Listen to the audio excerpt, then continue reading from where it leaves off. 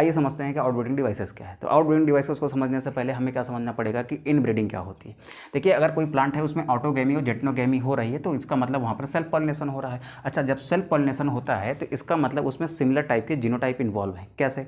Self pollination क्या है कि जिस प्लांट का आपका मेल गैमीट है सेम उसी प्लांट का फीमेल गैमीट है, तो दोनों के जीनोटाइप सेम ही होंगे क्योंकि सेम प्लांट का डीएनए भी सेम होता है। तो यहाँ पर सिमिलर जीनोटाइप के बीच में जब हम क्रॉस करते हैं ना तो हमें क्या दिखता है, हमें रेसेसिव कैरेक्टर निकलता हुआ दिखता है। ठीक है, अब ध्यान समझेंगे कि ये रेसेसिव कैरेक्टर जो निकलता हुआ दिख रहा है ना, अगर ये हार्मफुल है, क्या है बेटा, अगर ये हार्मफुल है तो इसी को हम क्या कह देते हैं, यही हमारा इनब्रीडिंग डिप्रेशन है।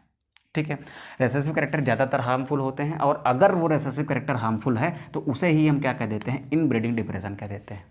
अच्छा, इनब्रीडिंग डिप्रेशन से बाहर निकलने के लिए प्लांट जो मेथड अपनाता है, जो तकनीक अपनाता है या फिर जो मॉडिफिकेशंस अपनाता है ना, उसी को हम क्या कह रहे हैं, उसी को कह रहे हैं हम आउटब्रीडिंग डिवाइस। यानी इस इनब्रीडिंग डिप्रेशन से बाहर निकलने के लिए प्लांट जो भी मैकेनिज्म अपनाता है ना, उसी को हम क्या कह रहे हैं, आउटब्रीडिंग डिवाइस।